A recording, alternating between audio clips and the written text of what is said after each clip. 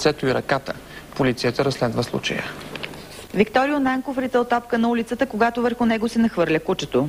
Кучето отгоре се засили към нас и се хвърли срещу мене и почна да ни яде, да нахаха ръцата и после ръката. Писъците на детето чува 26-годишният Стилиян, който успява да прогони животното. Детето е откарано в болница, операцията е продължила близо 3 часа. На лицето на Викторио са направени над 50 шева, има и тежка контузия на ръката. Според бащата на пострадалото дете, Викторио е нападнат от кучето на Георги Георгиев. Преди година хъскито е нахапало жестоко и 9-годишният Станислав Симеонов. И други хора тук, съседи, са се оплаквали нееднократно, че е налитало да ги хапи.